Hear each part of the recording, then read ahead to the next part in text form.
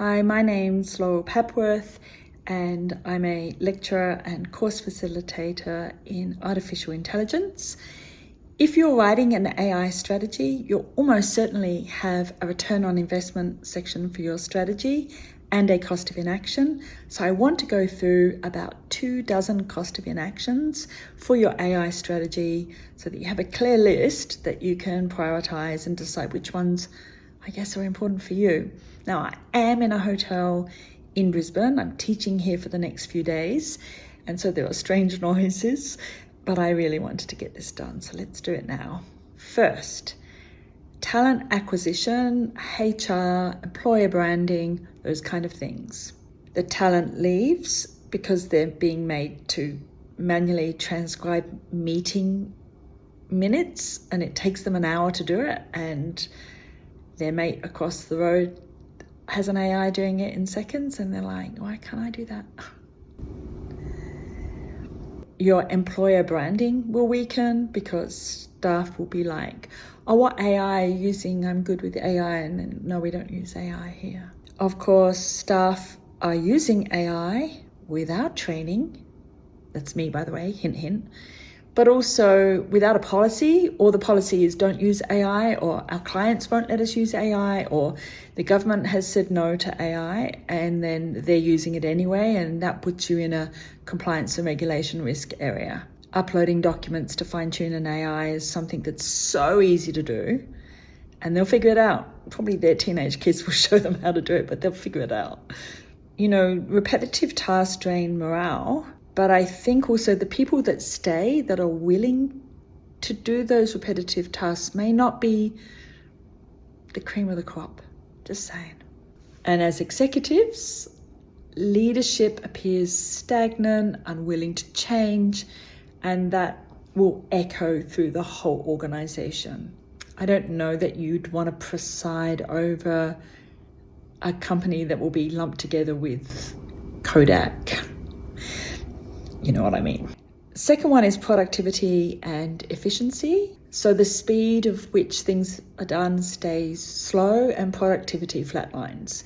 And the reason for that is if there's only a certain amount of things that a human can fit in the day, and something that takes them 2 weeks takes 2 weeks, then it's flatlined. You can't get more out of people other than forcing them to stay longer and things like that. So with an AI, something that would take 2 weeks might take 4 hours. It never takes 0, but 4 hours isn't bad with a human piloting the co-pilot. It's about creating a rubric around speed, efficiency, accuracy, compliance, and a whole range of things for cost of inaction and the AI strategy as a whole. Meetings will just stay as they always do. If you have an AI listening to the meeting, transcribing it, putting together to-do lists, saying what's missing, picking up on the risk assessments, all that kind of stuff, meetings will change dramatically. Onboarding of staff will stay manual. And I could go through department by department and point out where things will stay the same, but I think you can put that together pretty easily in your own strategy without me pointing out the bleeding obvious. Your operating margins will definitely shrink as your competitors find their feet with AI. So one of the costs of inaction is that gap. Your competitors are going to automate, use agentic workflows and things like that, and you'll still be figuring out if you're going to let the staff use the free version of Chatgpt. It's not a great place to be. So another one is innovation and strategy. Innovation's going to stall. You can only get so far without AI. There'll be strategic blind spots because the same people are doing the same thing the same way, and nobody's there, no little AI's there to say, have you thought about doing it this way? Or I can see, expediencies here. So that's one of the great things with AI. Decision-making lags.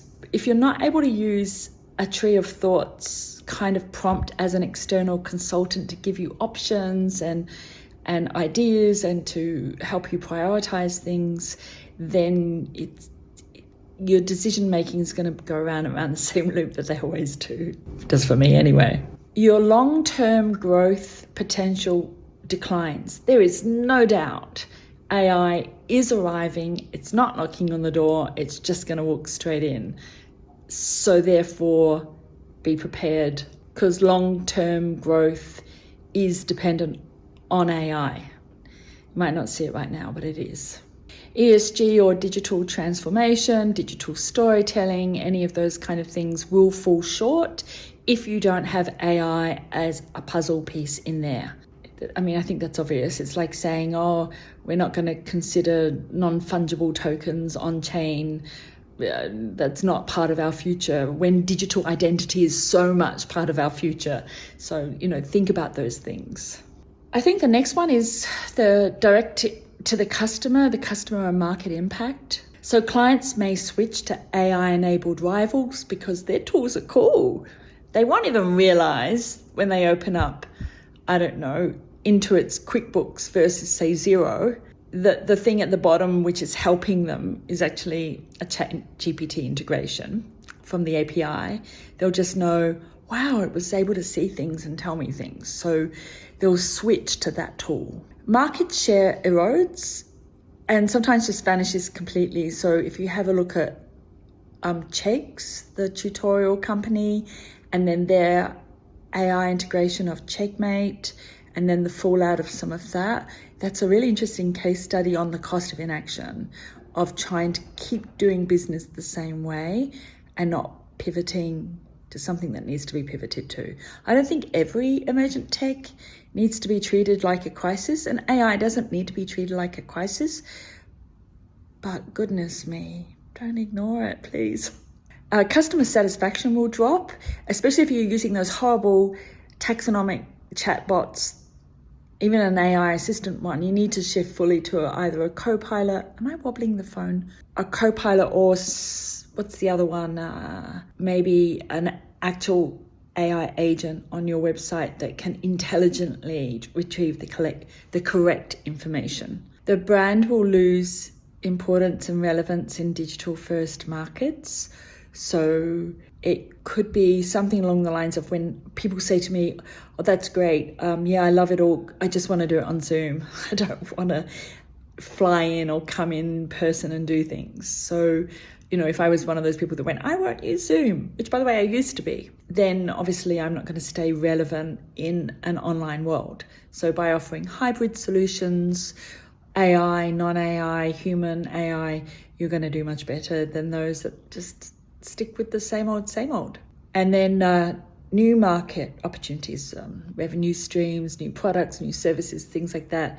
You'll miss them. You just miss them because the data analysis isn't there. Not every human can process data as quickly as an AI. In fact, no human really can. So the last section is really about the data that your organization already has. So it's data and risk, I guess. Data sits unused, unrecognized, unidentified, unloved, misunderstood. You're not looking at the data, so there's a gold mine there. Why aren't you digging in that gold mine? Mistakes will increase. Humans hallucinate more than AI does. Between them, they can fix each other's inaccuracies. Please have a read of my document and tell me where I've made a mistake and find citations as to why it's a mistake. That's the sort of thing that you can ask colleagues to do, and they just come back and they go, yeah, it's great, babe. Yeah, I know it is, but can you tell me where the mistakes are? Also, we want to look at compliance risks because they're going to rise. Imagine if you put the AI on the blockchain, and then the shareholders and the executive board all agreed to specific compliance things. It would be impossible to send out, for instance, a Microsoft email, that's Outlook email, that said, I'm going to tell you X, Y, and Z, and that's against the compliance because the AI behind the email would say, I'm sorry, I'm unable to send this email, you'll need to edit it. Don't know how you feel about that. There you go. Let me just check my list. Shareholders' confidence erodes due to a lack of visible tech adoption. Yeah, they're going to come in heavy on AI. I think there will be a backlash, or there'll be more backlash as time goes on, but this train is not going to stop or founder at the first intersection. Regulatory reporting and audit trails remain weak. If you're relying on humans to do human work, the human will be the weakest link. And this may surprise you, but you can't take an AI out to a boozy lunch and get it to sign off on an audit report that easily, because there are guardrails in place. And if you've got your system cards and your model cards and your data sheets and everything in place, then you just, I've tried to get Chatgpt drunk, it doesn't work.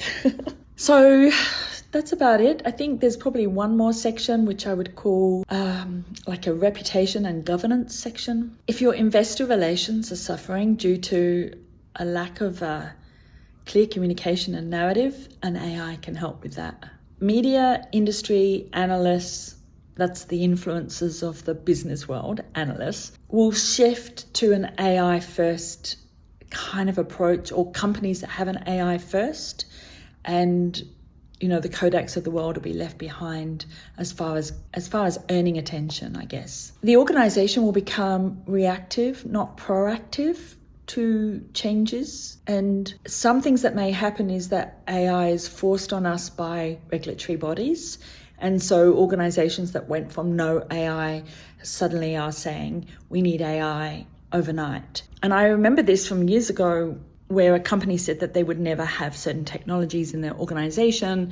And then I got a call on a Sunday, could I be there on Monday morning to roll something out? Because clients had been very clear, if you don't put this stuff in, which is going to make efficiencies for us and you, then we're moving to a different vendor. Big company too, global. Merger and acquisition opportunities will be lost because the house is not AI ready. The house is not in order. If you don't have your own house in order, you can't do M&A very easily. As somebody who's worked for many decades in M&A, that's always been an issue for me, is just how much of a mess are we buying into? I don't know. There's probably others for your list. And I just want to say, I'm not an ambassador for AI.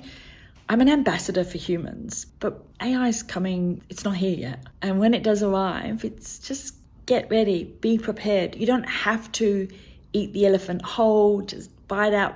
What am I trying to say? Bite off little bits of AI as you go. Make sure your strategy has things like a sandbox area so you can test some things.